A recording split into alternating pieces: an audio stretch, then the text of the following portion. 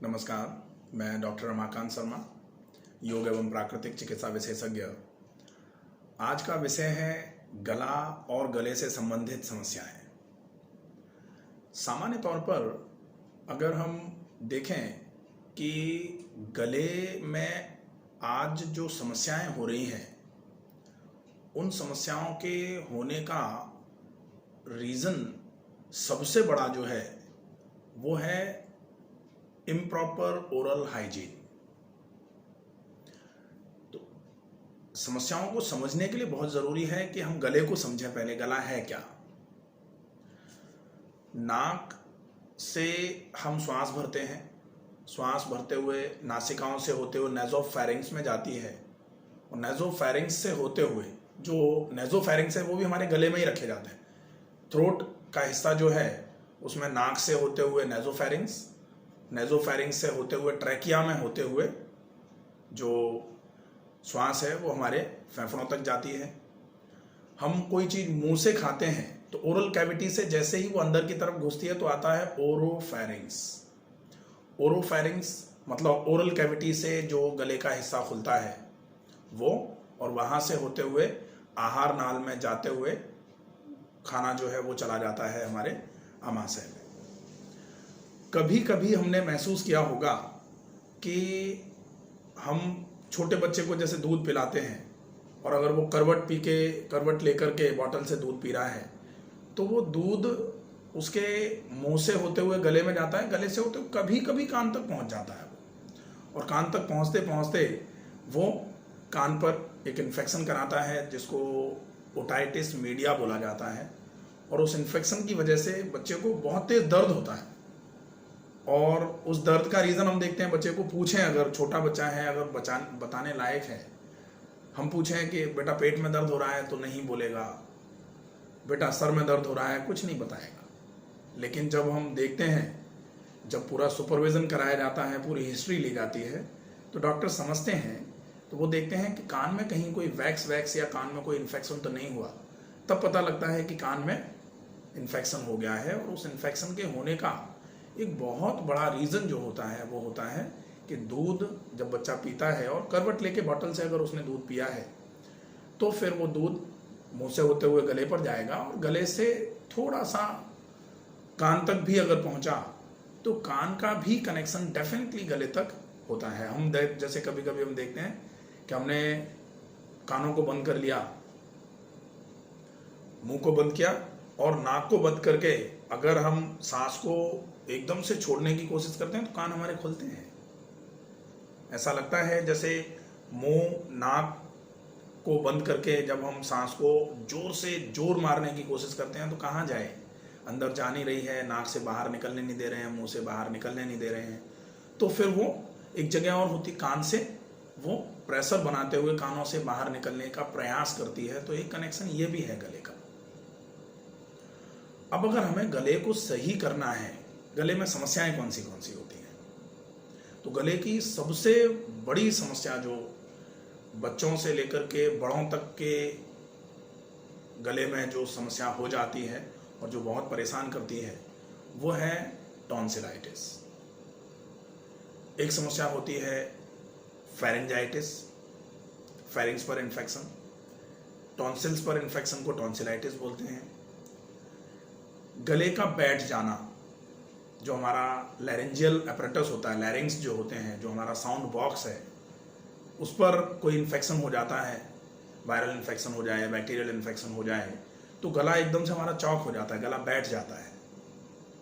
या फिर ये कभी कभी स्ट्रेन की वजह से, स्ट्रेस की वजह से भी होता है। हम बहुत ज़्यादा जोर से चिल्ला लें, या हम जब बहुत ज़्यादा जोर से बोल दें, किसी को डांट दें, या हम ज़्यादा जोर से गाना गा दें तो भी ये गला बैठने की समस्या होती है। हमारे लैरिंजियल अपैरेटस पर सूजन आ जाती है जिसकी वजह से हमारी आवाज़ बैठ जाती है। बिल्कुल।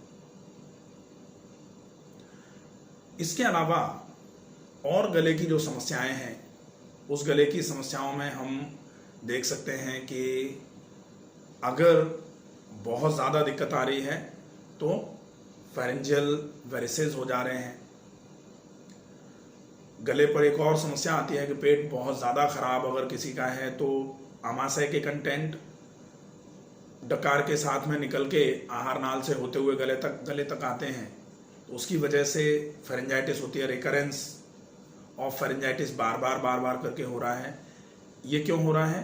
क्योंकि ये एक समस्या होती है जिसमें GERD टर्म रखा जाता है। गैस्ट्रो मतलब आमाशय, ओएसोफेजियल मतलब आमाशय से ओएसोफेगस की तरफ रिफ्लक्स होता है कंटेंट आमाशय का, तो रिफ्लक्स डिसीज GERD। इसकी वजह से भी बहुत सारे लोगों के गले खराब रहते हैं। जिनको बहुत ज़्यादा एसिडिटी रहती है उनके साथ सामान्य तौर पर यह हमेशा देखा जाता है कि एसिडिटी वाले पेशेंट्स का गला सामान्य तौर पर खराब रहता है। तो अगर एसिडिटी के साथ में गला खराब हो रहा है तो हमें एसिडिटी को मैनेज करने की ज़रूरत पड़ेगी। गले को सही करने का हम कुछ भी और करते रहेंगे, जब तक एसिडिटी बैलेंस नहीं होगी तब तक गला हमारा सही नहीं होगा। गले की खराबी पता कैसे लगती है? हम ये देखें कि कैसे पता लगे कि हमारा गला खराब है। तो अगर मान लीजिए फेरेंजाइटिस हुआ या टॉन्सिलाइटिस हुआ, कोई किसी भी प्रकार का गले में कोई भी इन्फ्लेमेशन या इन्फेक्शन होगा, तो आवाज़ का बिगड़ना, गले में दर्द, कोई भी चीज़ जब हम निगलेंगे, अगर हम पानी को भी घूंट मुंह में भर के निगलने की कोशिश करेंगे तो गले में हमारे हल्का सा यहाँ पर दर्द महसूस होगा। डिस्फेजिया, खाना हम खाएंगे तो डिफिकल्टी लगेगी, हमें पेन फील होगा। डिस्पेप्सिया, पानी भी अगर हम पिएंगे तो भी हमें थोड़ी समस्या लगेगी।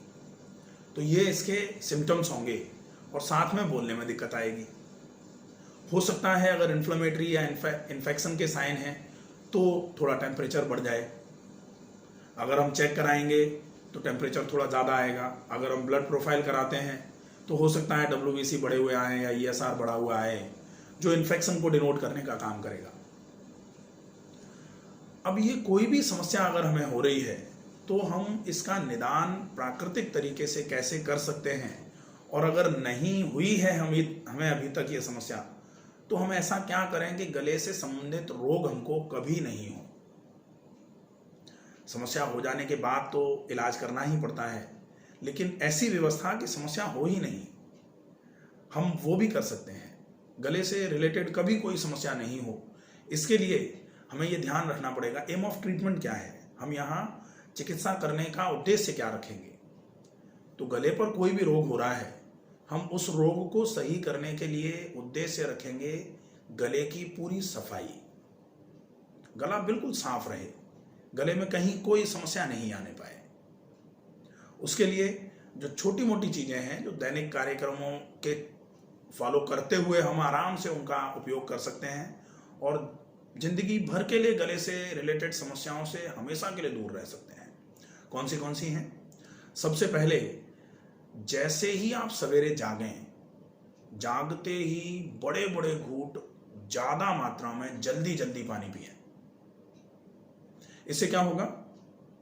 जागते ही पानी आप बिना कुल्ला किए पिएंगे, मुंह को साफ करने की जरूरत नहीं है। लेकिन इस बात का विशेष ध्यान रहेगा कि रात को आप मंजन करके सोएंगे। आप रात को सोने के पहले मंजन कर लेंगे और मंजन करने के बाद आप ये ध्यान रखेंगे कि आप पानी के अलावा कुछ नहीं ले सकते और रात को पानी का भी उपयोग ज़्यादा नहीं करना है। तो गले को पूरा साफ किया, मुंह को साफ करके फिर आप सोए। सवेरे सवेरे जागेंगे, उसके बाद फिर आप सवेरे सवेरे जागते ही पानी पिएंगे और वो पानी बड़े बड़े घूंट जल्दी पीना है, ज़्यादा मात्रा में। तो पूरे के पूरे गले की ढंग से सफाई करता हुआ पानी नीचे की तरफ जाएगा, आमाशय में जाएगा। अगर बाई चांस कहीं कोई वायरस या बैक्टीरिया गले पर पहुंचा भी है तो फिर वो पानी के बहाव के साथ, तेज बहाव के साथ आमाशय तक पहुंचेगा और आमाशय तक पहुंचेगा तो आमाशय के एसिड्स जो होते हैं वो उसको पूरे तरीके से ख़त्म कर देंगे, तो शरीर पर नुकसान नहीं होगा उसका। एक तो ये हो जाए।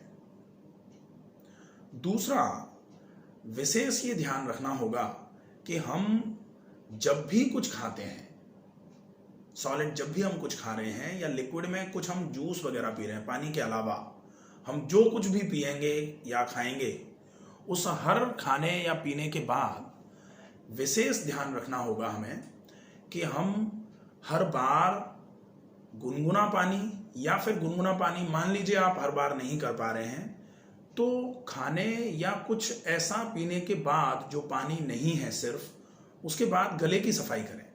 गरारा टाइप का जो होता है, हर बार खाने के बाद आपने खाना खाया, आपने सलाद खाया, आपने जूस पिया किसी फल का या सब्जी का, या फिर आपने दूध पिया, हर बार आपने एक घूंट पानी मुंह में डाला, सादा पानी, अगर गुनगुना हो तो सबसे अच्छा है, और उस पानी को मुंह में डाल के इस तरीके से पूरे गले तक ले जाते हुए और उसको फिर प्रॉपर तरीके से बाहर फेंक दीजिए। तो गले की प्रॉपर सफाई हो जाएगी इससे, क्योंकि जो खाना हम खाते हैं हमने मुंह में से तो लार के माध्यम से खाने को नीचे की तरफ पहुंचा दिया, खाना नीचे पहुंचा आमाशय में, लेकिन कुछ कण उसके चूंकि मुंह में नहीं फंस रहे हैं, मुंह में अगर होंगे तो हम पानी पी के उसको बाहर कर देते हैं, मुंह में होता है तो जीभ हमारी लगातार चलती रहती है इधर उधर, तो वो नीचे की तरफ जाता है गले से। लेकिन गले में म्यूकोसल फोल्ड्स में अगर कोई चीज़ फंस गई है तो फिर वो जो गले के हाइजीन का मेंटेनेंस है उसको खराब करेगा। गले की सफाई जो है वो प्रॉपर तरीके से सुचारू नहीं रह पाएगी और उसकी वजह से गले से संबंधित समस्याएं हमें होने लगती हैं। तो हम कुछ भी खाएं पिएं, दूसरा, पहला, सवेरे पानी ज़्यादा मात्रा में जल्दी बड़े बड़े घूंट पिएं। दूसरा, जब भी हम कुछ खाएं या जब भी कुछ हम पानी के अलावा पिएं तो हर बार गले की सफाई करें। तीसरा, अगर गले में आपको कोई सिम्टम लग रहा है, थोड़ा दर्द लग रहा है या फिर आवाज़ में भारीपन लग रहा है या फिर कुछ खाने पीने में निगलने में दिक्कत आ रही है, तो फिर अपने को दिन में 3 बार कम से कम सवेरे, दोपहर और रात को सोने से पहले हल्के गर्म पानी में थोड़ी सी हल्दी डाल के गरारे करने चाहिए। अगर हमें कोई समस्या गले से रिलेटेड ऐसा हमें आभास हो रहा है कि कुछ हुई है तो उसके लिए फिर हमें गुनगुने पानी में हल्दी डाल के गरारे करने चाहिए। ये तीसरा हो जाएगा। अगर हम नियमित रूप से दिन में 1 बार भी हल्दी के गुनगुने पानी से गरारे करते रहते हैं तो हम ये मान लीजिए कि गले के हर किस्म के रोग से दूर रह सकते हैं। तो तीसरा ये हो जाएगा। चौथा होगा, अगर हमें गले से रिलेटेड कोई समस्या हो गई है या हम भविष्य में गले से रिलेटेड कोई समस्या नहीं चाह रहे हैं, अगर संभव हो तो ऑयल पुलिंग एक प्रोसेस होता है। डॉक्टर कारछुए, उन्होंने एक बहुत अच्छा तरीका जिससे हम ओरल और थ्रोट हाइजीन मेंटेन कर सकते हैं, वो है ऑयल पुलिंग। उसमें सामान्य तौर पर हम नारियल का तेल ले सकते हैं, खाने वाला नारियल का तेल जो होता है, 1 चम्मच नारियल का तेल लिया, मुंह में डाला और मुंह में डाल करके उसको 5 से 7 मिनट पूरे मुंह में चलाना है।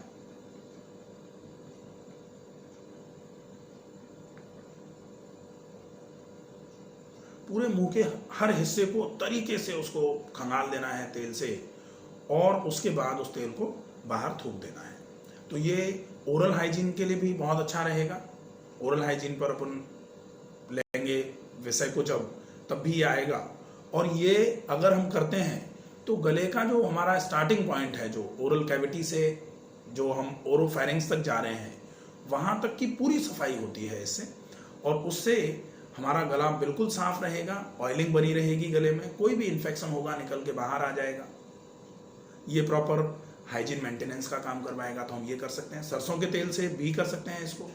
अगर हम चाहें, सर्दियों के दिन हैं तो हम तिल के तेल से भी इसको कर सकते हैं। तिल का तेल थोड़ा गर्म होता है, इसलिए गर्मियों में तिल के तेल से ना करने की बजाय नारियल के तेल से करेंगे तो ज़्यादा अच्छा रहेगा। और अगर गले में दर्द हो रहा है या फिर गले में इन्फेक्शन हो चुका है, आपको फीवर भी आ रहा है, आपके टॉन्सिल्स भी बढ़ गए हैं, ऐसी अवस्था में अगर हम तेल में थोड़ी सी हल्दी मिला लें, तेल में थोड़ा सा सेंधा नमक मिला लें, तो फिर और भी अच्छे तरीके से फ़ायदा मिलेगा इसका।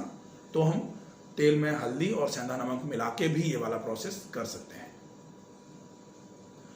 किसी को बहुत ज़्यादा टॉन्सिल्स बढ़ गए हैं, टॉन्सिल्स बढ़ने का रीज़न जो होता है वो क्या है? टॉन्सिल्स का रीज़न जो है कि हम श्वास नाक से भरते हैं, लेकिन किसी कारण की वजह से नाक हमारी बंद हो गई और मुंह से हमने सांस भरना छोड़ना चालू किया। जैसे हम मुंह से सांस भरेंगे तो गले में इन्फेक्शन होने के चांसेस बहुत जल्दी बढ़ जाते हैं। टॉन्सिल्स पर इन्फेक्शन होता है और इन्फेक्शन की वजह से टॉन्सिलाइटिस हो जाती है, टॉन्सिल्स बड़े बड़े फूल करके बाहर आ जाते हैं।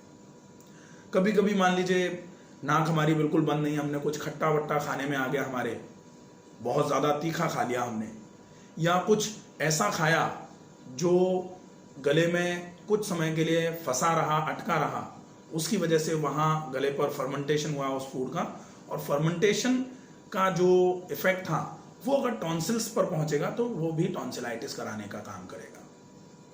तो अगर टॉन्सिलाइटिस भी हुई है, हम इन सारे गले के जो हाइजीन को मेंटेन करने वाले बिंदु हैं इनका ध्यान रख के टॉन्सिलाइटिस में भी बहुत अच्छा आराम पा सकते हैं। फेरेंजाइटिस अगर हुई है तो हम उसमें भी बहुत अच्छा आराम पा सकते हैं। साथ में अगर संभव हो तो हम एसिटोजेनिक डाइट ना लें। ऐसा कोई भी खाना ना खाएं जो तेलीय ज़्यादा हो, जिसमें मिर्च मसाले ज़्यादा हों, क्योंकि हम कुछ भी खाएंगे पिएंगे गले से होते हुए ही नीचे की तरफ जाएगा और गले में पहले से सेंसिटिविटी है। तो अगर हम ऐसी कोई भी खाद्य सामग्री खाएंगे जिससे सेंसिटिविटी बढ़ने का खतरा हो तो फिर वो नुकसान करता है। इसलिए हम कम मिर्च मसाले वाला, कम तेल चिकनाई वाला भोजन 3-4-5 दिन के लिए करें। वैसे तो हमको यही भोजन हमेशा करना चाहिए, लेकिन अगर मान लीजिए हमें बहुत ज़्यादा समस्या होती है ऐसा भोजन करने में, तो कम से कम जब हम इस फेज़ में हैं तब इस भोजन को हमें छोड़ देना चाहिए और ये कोशिश करनी चाहिए कि धीरे धीरे करके मिर्च मसाले तेल चिकनाई को हम कम से कम कर दें। तो ये अगर हम गले के हाइजीन का ध्यान रखेंगे तो हमें बहुत अच्छा आराम रहेगा। इसके साथ में गले का हाइजीन करने के लिए हमें एक बहुत अच्छी क्रिया होती है जिसको कुंजल क्रिया बोलते हैं। वमन में रखा जाता है। ये कुंजल जो है उसमें क्या करते हैं हम, एक उल्टी जो होती है, उल्टी का मतलब होता है कि उल्टा होना। खाना हमेशा मुंह से नीचे की तरफ जाना चाहिए, लेकिन जब नीचे से मुंह की तरफ से होते हुए बाहर निकलना चालू हो तो ये क्रम उल्टा होगा। इसी उल्टे क्रम को अगर ये शरीर कभी करवाता है तो इसको उल्टी बोलते हैं, वॉमिटिंग।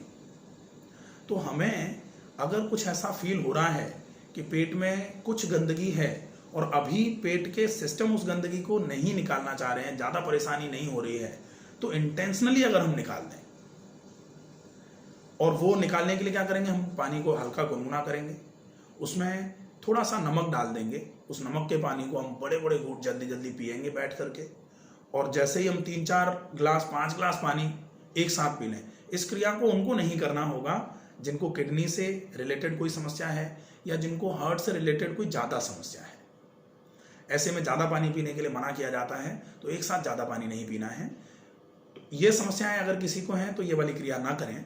बाकी सभी लोग ज़्यादा मात्रा में एक साथ गुनगुना नमक वाला पानी पी के और थोड़ा आगे झुक के मुंह में उंगली डाल करके गले पे थोड़ा सा भी उंगली को आप चलाओगे तो एकदम से वो उल्टी का सेंसेशन आएगा, और जो उल्टी का सेंसेशन आएगा वो पूरा का पूरा जो भी पानी आपने पिया था वो फोर्स के साथ निकल के गले से बाहर आएगा।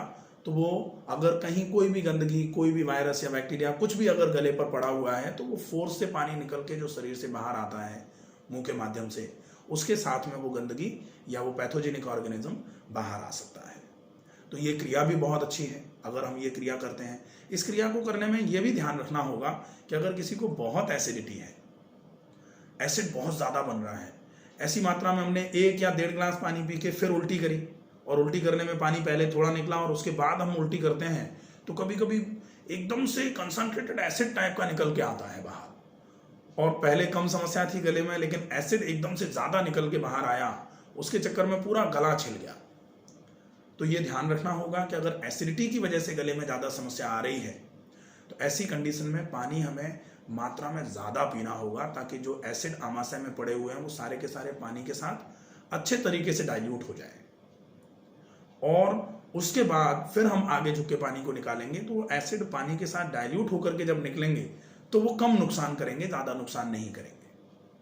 उसके बाद जब हम ये कर लेते हैं कुंजल की क्रिया, उसके बाद गले को अच्छे तरीके से खंगालना है, हमें मुंह को पूरा साफ करना है, और उसके बाद सादा पानी हमें 1-2 घूंट 3 घूंट पी लेना है, ताकि जो भी बाई चांस थोड़ा बहुत भी एसिड जो आहार नाल में या गले में नुकसान कर गया होगा वो सादे पानी के साथ में वो उसके जो इफेक्ट्स हैं उनको सूदन कर पाए, उनको काम कर पाए। तो ये चीज़ें हैं, इनका अगर हम अभ्यास करेंगे तो गले के समस्त रोगों से, गले की सभी समस्याओं से अपने आप को बचा सकते हैं।